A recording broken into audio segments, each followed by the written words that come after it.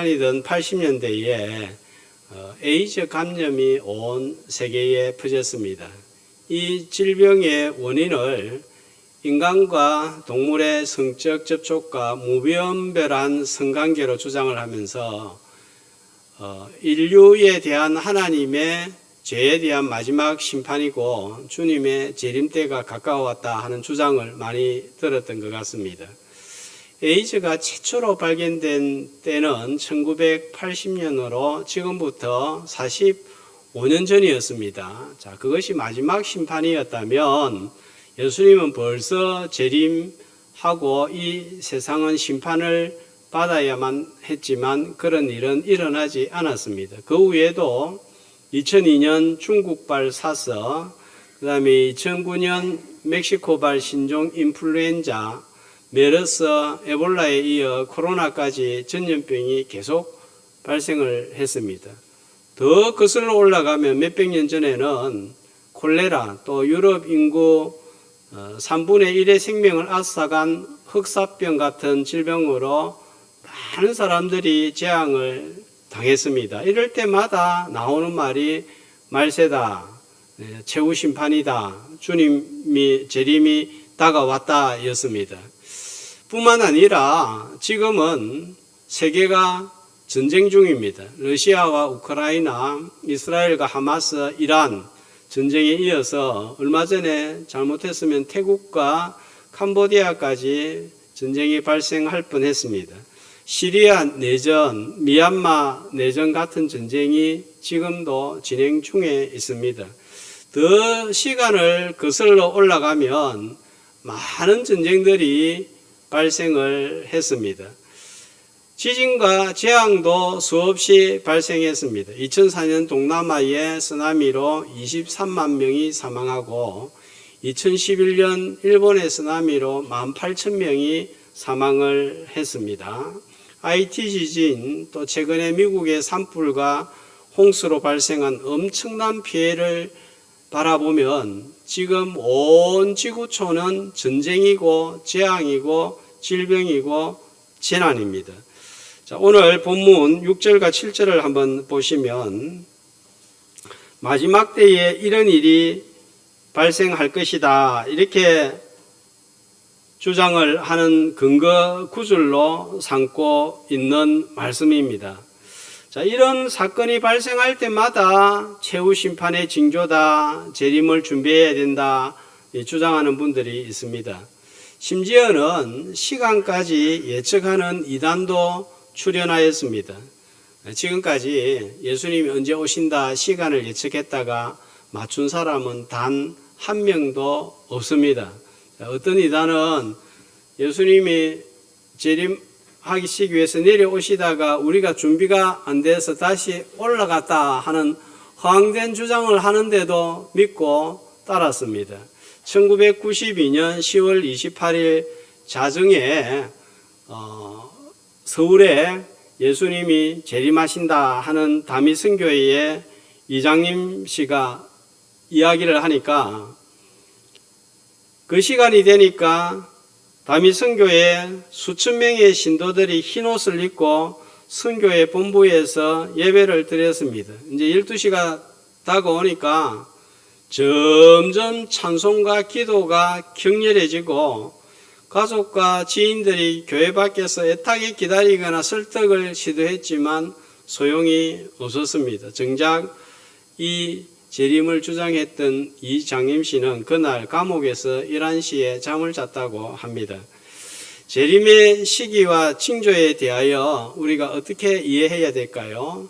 이 징조와 시기에 대하여서 제대로 이해하지 못하면 계속 궁금증과 더불어서 재림은 마치 허구처럼 소설처럼 내가 사는 날 동안은 일어나지 않을 거야 생각하고 기대감과 긴장감 없는 신앙생활을 할 수가 있습니다. 오늘 말씀을 통하여서 바른 종말관으로 건강한 신앙생활하는 저와 여러분이 되시기를 주님의 이름으로 축복합니다. 자, 이 24장이 참 어렵고 내용이 혼란스러운 이유는 예수님 당시 기준에서 약 40년 후에 AD 70년에 일어난 예루살렘 멸망과 성전 파괴 사건하고 미래에 일어날 재림 사건의 내용이 섞여 있기 때문입니다. 예루살렘과 성전 파괴는 이미 역사적으로 발생했고 지나간 사건이고, 예수님의 재림은 미래의 일입니다. 근데 이 24장의 내용이 섞여 있는데 이것을 구분하는 것은 신학자들 간에도 팽팽한 논쟁이 있기 때문에 일반인인 우리가 구분을 한다는 것은 더욱 어렵습니다. 특별히 34절에 이 세대가 지나기 전에 이 일이 다 이루어진다는 말씀, 그 다음에 15절에 다니엘이 말한 가정한 것이 성전에 세워진다는 것, 자, 이 해석을 두고 의견이 서로 엇갈리는 거예요. 이미 일어났다, 앞으로도 일어날 것이다, 논쟁이 있습니다. 저도 지난 주일 저녁에 책을 읽다가 지금까지 생각해 왔던 종말에 대한 내용과 많이 달라서 굉장히 혼란이 왔습니다. 제가 참고하는 책의 저자가 기존의 입장과 달랐기 때문입니다. 그러므로 논쟁이 되는 부분들은 생략하고 분명한 내용 중심으로 오늘 함께 말씀을 풀어나가고자 합니다. 자, 본문 1절에서 3절을 보면 제자들의 질문으로 시작하고 예수님의 답변으로 24장이 구성이 되어 있는데, 24장은 21장 이후 예수님이 예루살렘에 입성하신 후 계속 사건과 비유를 통해서 예루살렘과 성전의 심판에 대하여서 성전에서 말씀을 전했습니다. 그래서 21장에서 23장에 이어지는 내용이 24장이 되겠는데, 도표를 한번 보시면 예수님은 예루살렘 성전 파괴에 대하여서 세 가지 사건과 세 가지 비유를 통하여서 이미 말씀을 해 주셨습니다. 왕으로 입성하셔서 통치자 있음을 드러내시고, 성전 청결은 단지 청결의 목적이 아니라 파괴가 있을 것을 보여준 것이고, 무화과 나무 저주는 유대인들의 저주를 미리 보여준 것이고, 그 다음에 세 가지 비유는 두 아들 비유, 포도원 농부 비유, 혼인잔치 비유는 유대인이 오신 예수님 메시아를 거부하니까 이제 복음이 이방인에게로 넘어갈 것이다. 그리고 유대인들과 지도자들은 심판을 당할 것이다 하는 내용이 되겠습니다. 자, 23장은 혹시 기억이 나십니까? 너무 어려운 거를 질문을 해가지고. 자, 무슨 내용이죠? 7가지 저주가 있을진저 하면서 예수님이 심하게 이스라엘과 유대 지도자들을 향하여 퍼부었던 내용입니다. 그러니까 세 가지 사건과 비유를 통해서 심판에 대해서 알려주시고, 23장은 7가지 하를 통하여서 또 심판에 대해서 말씀을 하시고, 그 결론이 23장 37절부터 39절까지의 내용입니다. 그 핵심 말씀은 38절인데 뭐라고 말씀하십니까? 보라, 너희 집이 황폐하여 버려진 바 되리라. 자, 왜 너희 집이 황폐하여 버려진 바 됩니까? 37절에는 암탉이 새끼를 모음같이 계속해서 주님이 이스라엘 백성들을 모으려고 했지만, 자, 어떻게 합니까? 원하지 아니하고 초대에 응하지 아니하고 거부하고 오히려 예수님을 죽이려 하였기 때문에 너희 집이 황폐해진다, 이렇게 파괴되어진다 말씀을 전했습니다. 자, 이 예수님의 말씀의 제자들은 이해할 수가 없었습니다. 유대인들에게 성전이 없어진다. 이거는 상상할 수 없는 거예요. 유대인들의 정체성이 없어지는 것이고 국가의 존폐가 달려있기 때문입니다. 헤롯 성전은 80년에 걸쳐서 완공이 되었고 예수님 당시에도 한창 공사 중이었습니다. 그런데 파괴되고 버려진다고 하니까 제자들은 이게 이해가 안 되는 거예요. 자, 그래서 1절 말씀해 보면 제자들이 어떤 행동을 합니까? 성전 건물들을 가리켜 보이려고 성전에서 나왔다 했습니다. 그죠? 자, 1절에는 기록이 안 돼 있지만 마가복음 13장 1절에 보면 제자가 예수님한테 뭐라고 말씀을 하느냐 하면은 선생님 보소서 이 돌들이 어떠하며 이 건물들이 어떠합니까? 이렇게 잘 지어지고 이렇게 크게 지어졌고 아름다운 건물이 무너진다는 것이 말이 됩니까? 이제 이러한 질문을 하니까 예수님은 더 심한 예언을 남깁니다. 뭐라고 말씀하십니까? 돌 하나도 돌 위에 남지 않고 철저하게 무너지고 부서지고 파괴될 것이다 예언하였습니다. 자, 말씀에 의문이 일어날 때 주님에게 물어보는 것은 아주 좋은 자세입니다.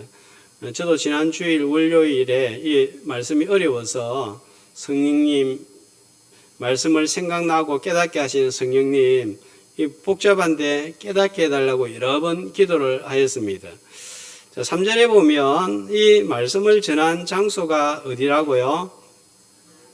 감람산 위. 자, 왜 감람산 위에서 이 제자들이 질문을 하고 예수님이 답변을 했는가 하면 그 장소와 위치를 사진으로 보면 저기 성전산 보입니까?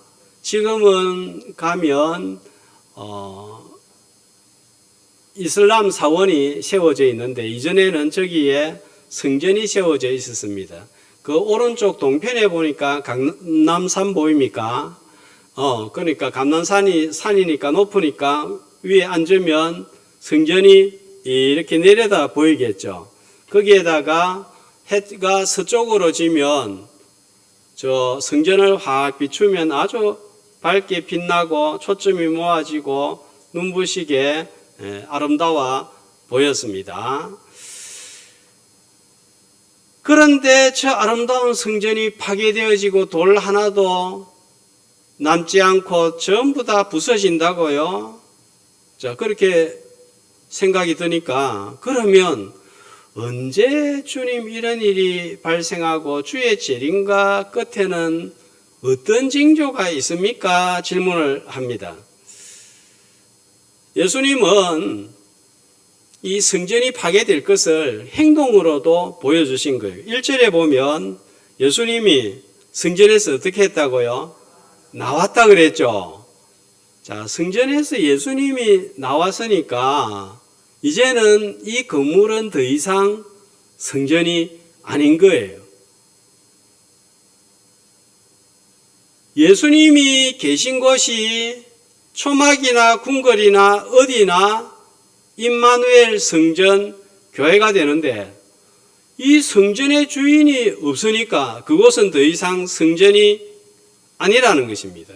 자, 그리고 이 24장은 심판에 대하여 최종적으로 하신 말씀이 되겠고 이후에는 더 이상 심판에 관한 말씀이 등장하지 않습니다.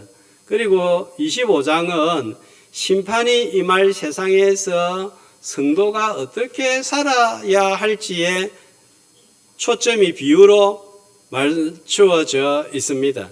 자, 이 제자들의 두 가지 질문, 언제 이런 일이 일어납니까? 또 한 가지는 무슨 징조가 있겠습니까? 라는 이 질문에 대해서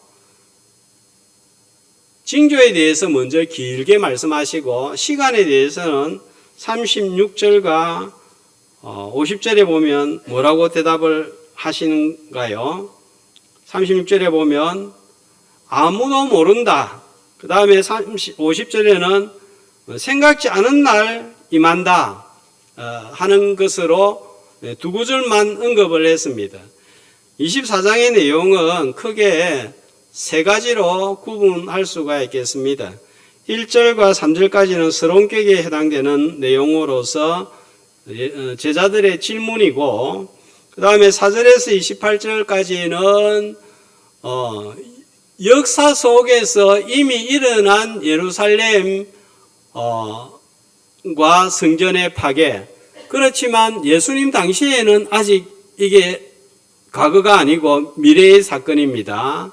이 사건은 예수님이 30년 전으로 해서 부활 승천하시고 난 후 40년 후에 발생한 일이기 때문에 그 당시로서는 미래입니다. 우리가 볼 때는 과거지만, 그 다음에 29절부터 51절까지는 미래에 일어날 재림의 징조와 현상에 관한 말씀입니다.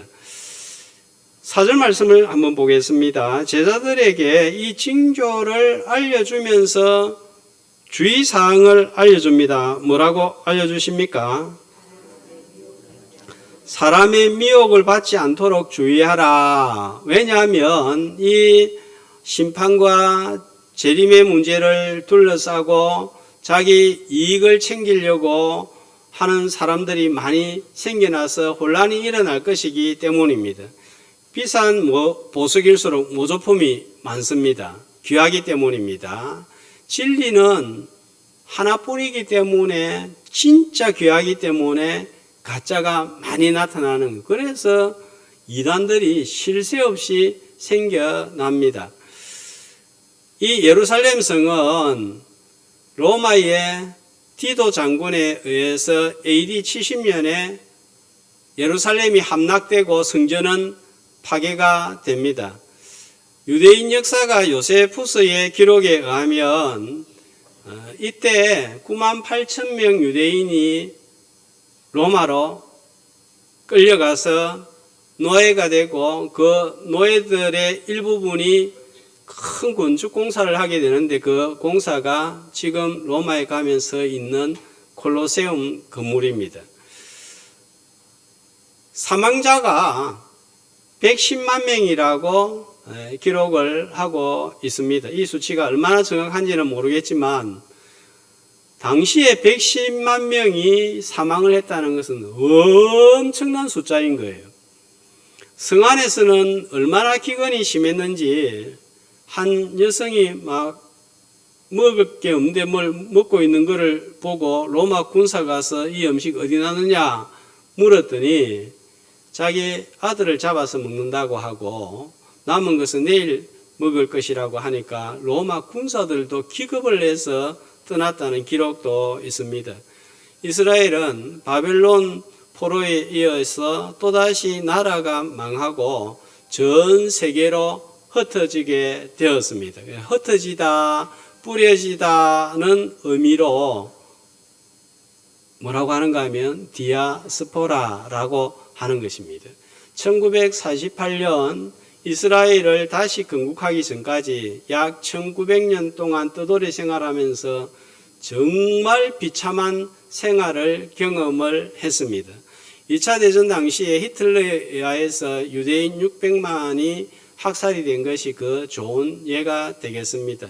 하나님의 심판이 얼마나 무서운지를 보여주고 있습니다. 예수님이 십자가에 못 박힐 때 이 죄를 우리와 우리 후손에게 돌리소서 그렇게 외쳤는데 정말 끔찍한 일을 당한 거예요.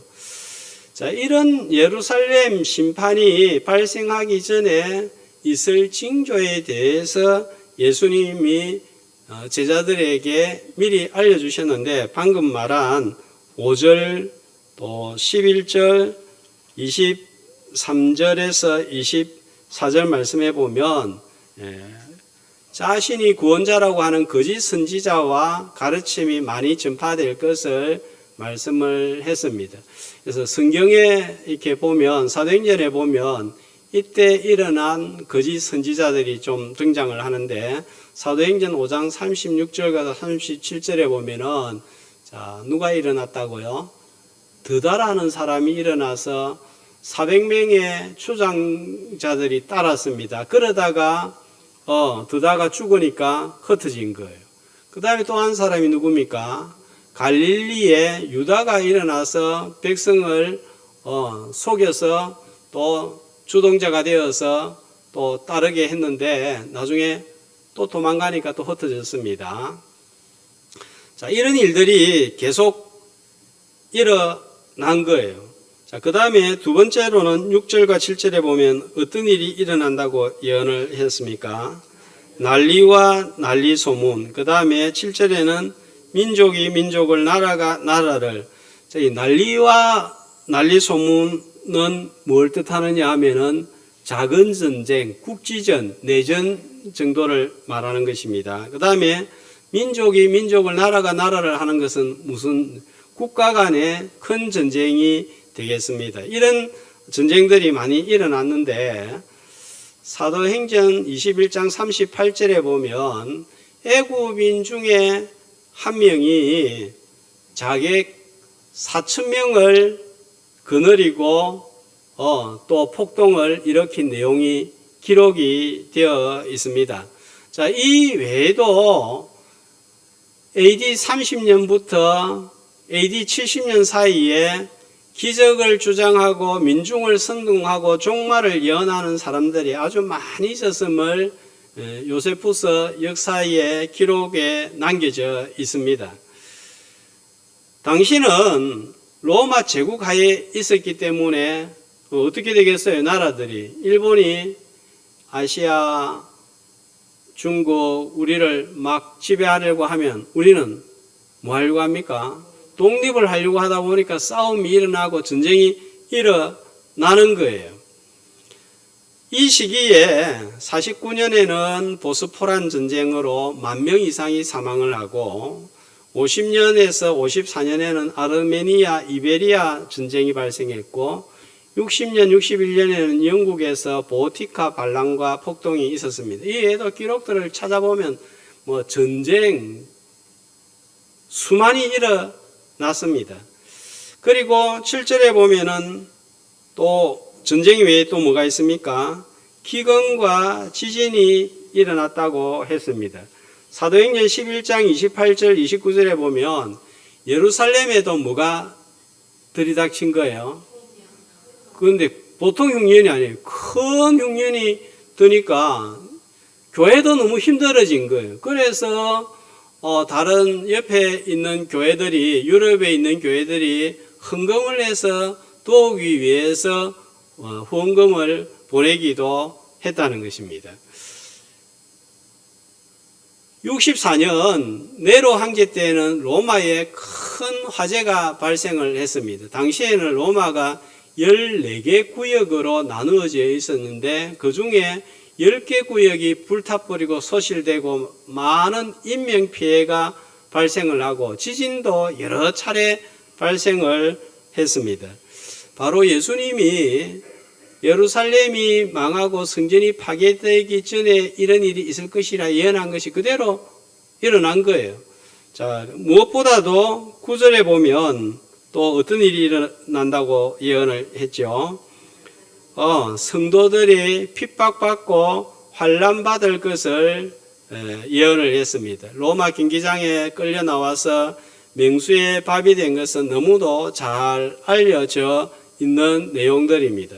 자, 그리고 15장 11절에 보면 다니엘이 말한 바 멸망에 가정한 것이 기록한 곳에 쓴 것을 보거든 하는 것은 다니엘 11장 31절에 나와 있는 내용을 지금 말씀을 하고 있습니다. 다니엘 11장 31절에 보면 다니엘이 어떤 예언을 했는가 하면 성전에서 드려지는 제사가 폐하여지고 우상이 세워질 것을 예언했는데 자, 이 예언은 주전 160년 시리아의 안티오코스 에피파네스라는 왕이 예루살렘을 점령하고 거기에다가 제우스 우상을 세우고 또 번제단에는 제사장에게 무슨 피를 뿌려야 됩니까?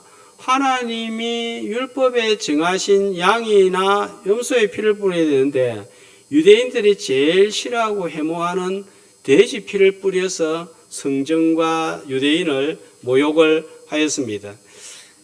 이와 비슷한 사건이 멸망전에 일어날 것으로 징조로 말씀을 했고, 로마 황제들은 예루살렘 성전에 기회만 되면 자기를 신격화하기 위해서 동상을 세우려는 시도들이 여러 차례 있었습니다.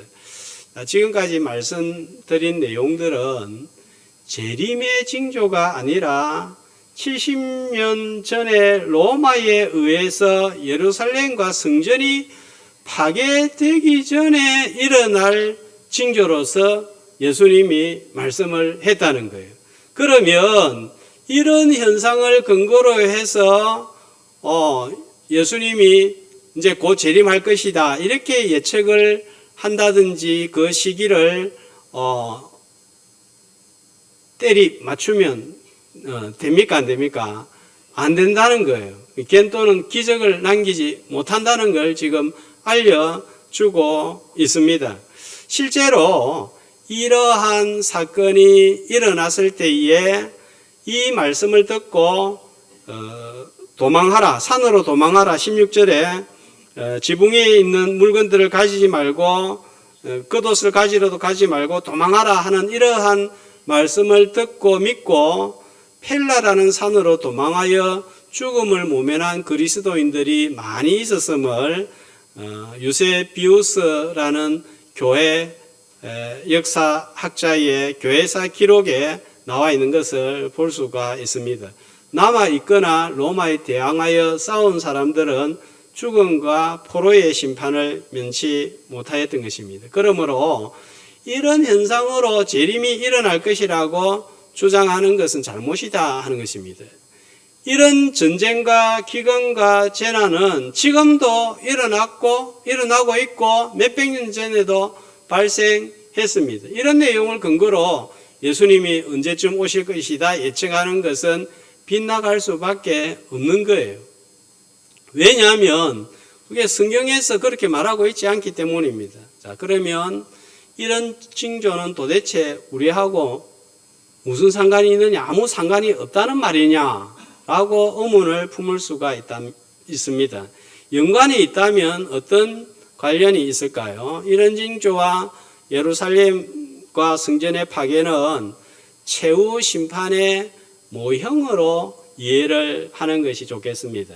성경에서는 심판 사건이 몇 번 등장합니다. 그죠? 제일 첫 번째로 창세기에 바벨탑 심판, 그 다음에 노아 홍수 심판, 소돔 고모라 심판을 통해서 예수님께서 보여주시고자 한 것은 하나님을 대적하는 세력들은 이렇게 철저하게 심판을 당한다 하는 것을 보여주신 것입니다. 그 심판이 얼마나 비참한지 예표적으로 보여주셨다는 것입니다. 그런데 하나님은 어떤 때에도 단번에 심판을 하지 않습니다. 계속 이런 일이 일어날 것을 경고를 해주고 어느 때가 되면 돌이킬 수 없는 심판을 하십니다.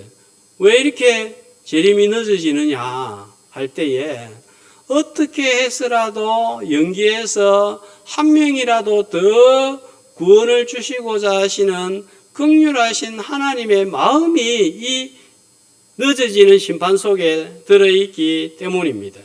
예루살렘과 성전 파괴 사건도 최후 심판의 예표로서 2000년 동안 경고하고 기회를 주고 있습니다. 따라서 21절과 22절을 보시면은 이는 그때에 큰 환란이 있겠습니다. 창세로부터 지금까지 이런 일이 환란이 없었고 후에도 없으리라.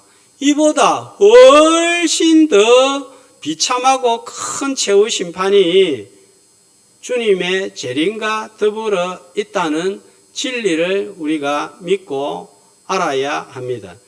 27절을 보시면은 재림이 어떻게 발생하게 되는지 두 가지를 알려주고 있습니다. 같이 27절 읽습니다. 번개가 동편에서 나서 서편까지 번쩍임 같이 인자의 임함도 그러하리라.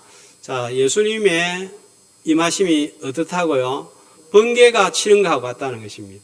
번개가 펑팡 치면은 어떤 현상이 벌어집니까?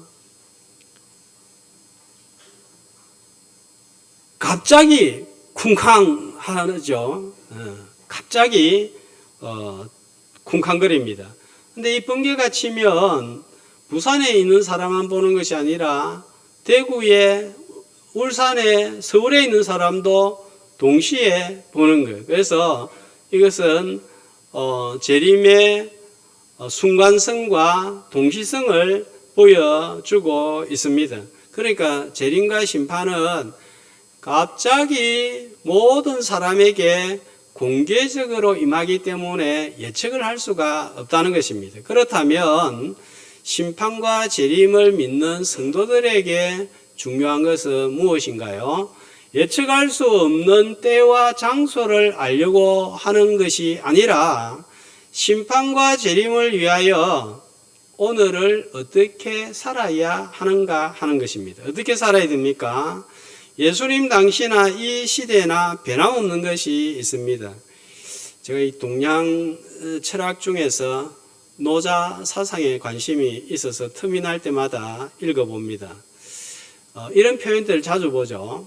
생각이 말이 되고 말은 습관이 되고 습관은 행동이 되고 행동은 인격이 된다. 안 들어보셨습니까? 자기 개발서에 많이 나오고 또 어떤 분들은 보면은 이 내용이 좋아서 카톡 상태 메시지 이런 데도 올리고 이렇게 하는 것 같습니다. 출처가 노자 사상입니다. 아주 공감하는 표현입니다. 성경의 내용하고도 비슷합니다. 제가 이런 표현을 보고 놀라는 것은 2500년 전에 이 사상과 표현이 이렇게 과학이 발전한 지금 이 시대에도 어떻게 통할 수 있느냐 하는 것입니다. 캐캐묵은 흘러간 철 지난 표현 같은데 어떻게 우리가 이렇게 공감을 할 수가 있죠? 세월이 지나고 수천 년이 지나도 변하지 않는 것이 있기 때문입니다. 사람의 본성이 변하지 않았기 때문입니다. 그렇기 때문에 수천 년 전에 기록된 하나님의 말씀은 지금도 살아 역사하는 거예요. 본성이 변하지 않았기 때문에 혼과 영과 관절과 골수를 찔러 쪼개기까지 하는 것입니다. 예루살렘 멸망 때나 지금이나 변하지 않는 상황 사실이 있다면 12절입니다. 자, 뭡니까? 12절 말씀해 보면 불법이 성하고 많은 사람의 사랑이 식어지는 것입니다. 자, 그러므로 우리는 재림을 준비하는 사람으로서 성도로서 뭘 준비해야 되느냐? 이 사랑을 회복을 해야 됩니다. 첫 번째로 하나님에 대한 식어진 사랑이 회복이 되어야 됩니다. 우상을 찾고 과학과 음악과 기술과 재능을 주신 하나님을 모릅니다. 인간이 잘나서 수고하고 노력해서 얻어낸 것이라고 생각합니다. 자, 요즘 챗GPT 많이 사용을 하실 텐데 정말 이걸 보면 얼마나 유용한지, 그러면서도 도대체 이 세상이 어디까지 나아갈지 무섭기도 하고 두렵기도 한 거예요. 사람이 챗GPT가 AI가 로봇이 신의 자리를 차지하고자 하고 있습니다. 코로나 이후에 많은 사람이 교회를 떠난 것은 어쩌면 거품 제거라는 긍정적인 면도 있지만 문제는 잘 믿던 사람들이 열심히 싣고 예배 참석이 줄어드는 거예요. 새벽기도, 수요일, 오후 예배, 주변 교회들과 목사님들의 이야기를 들으면 앞으로 더 심각해질 것 같다는 내용입니다. 이걸 우리가 회복을 해야 합니다. 하나님을 사랑하는 자는 세상의 환난과 풍파에도 신앙을 지키고 구원을 얻는 자들입니다. 주를 향한 사랑을 회복하여 이 세상의 짐으로 답답함과 걱정이 있지만 끝까지 인내하면서 인내하는 참 신앙을 가진 성도로 살아가기를 주님의 이름으로 축복합니다. 다음으로 사람에 대한 사랑이 식어지는 것입니다. 아버지가 생일상을 차려준 아들을 총으로 살해한 사건이 발생해서 큰 충격이 발생을 했습니다.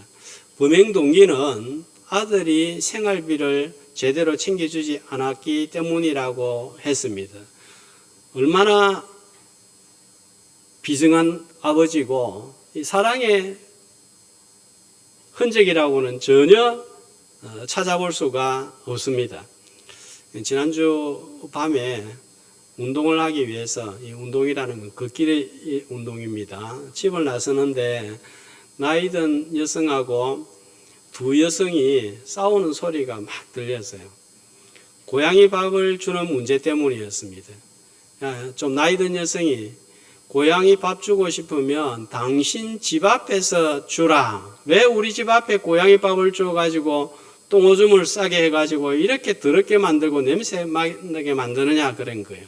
그러니까 먹이 주는 그 사람이 동물이 없으면 사람이 어떻게 살아요? 이렇게 이야기를 하더라고요. 그러면서 또 논쟁이 붙고 하는데 제가 중간에 들어가가지고 한번 뒤엎으려고 하다가 혹시 지나가는 우리 교회 분들이 있을까 싶어서 참았는데 여러분 어떻게 생각하십니까? 고양이보다 중요한 것은 사람이라고 봅니다. 소수가 좋다고 다수가 싫어하거나 해모하는 행동을 하는 것은 자제해야 되지 않을까요? 고양이 사랑보다 사람 사랑이 우선이라고 봅니다. 이웃 사랑이 더 중요하다고 봅니다. 사람의 생명보다 중요한 것이 없습니다. 그렇기 때문에 우리 성도는 가져야 될 덕성, 성품 중에서 이 사랑의 성품보다 중요한 거 없습니다. 세월 지나고 나면 남는 거 뭡니까? 사랑입니다. 내가 그 사람 얼마나 사랑했는가? 전부 다 죽음 앞에서 후회되는 거 뭐냐라고 물을 때 가족을 좀 더 사랑하고 누구 옆에 있는 사람들을 좀 더 사랑하지 못했던 그게 제일 후회가 된다 하는 이야기들을 많이 듣습니다. 우리의 부모님들이 세상을 떠나도 우리 머리에 남아있는 거 뭡니까? 얼마나 많이 물려줬느냐? 이거 아니죠. 얼마나 내를 위해서 이렇게 사랑하고 내를 품어주고 기다려줬는가? 이것만 남습니다. 윤리적이고 도덕적인 사랑에서 나아가서 우리 성도들은 또 죽어가는 한 영혼을 사랑해야 됩니다. 이것이 우리의 관심사여야 합니다. 주님이 언제 오실지는 아무도 모릅니다. 14절에 보면 여러 징조보다 중요한 것은 뭡니까? 복음이 온 세상에 땅끝까지 증거되는 것입니다.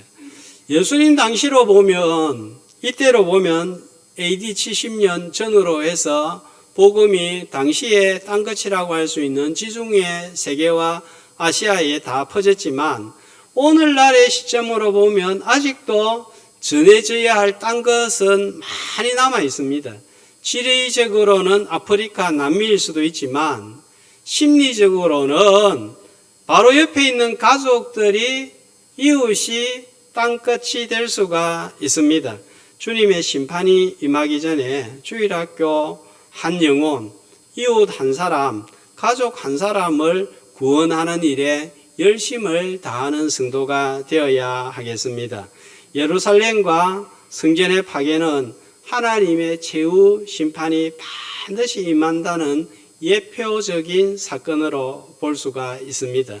재림의 징조와 시기를 추측하기보다 오늘 내가 하나님을 사랑하고 옆에 있는 성도를 사랑하고 가족을 사랑하고 복음을 전하는 삶이야말로 참되게 재림을 준비하는 방법입니다. 사랑이 식어가는 시대 속에서 하나님과 이웃을 향한 사랑을 회복하고 복음이 땅끝까지 전파되도록 감당할 때, 그 사명 감당할 때 참되게 주님의 재림을 기다리는 성도들 되시기를 주님의 이름으로 축복합니다.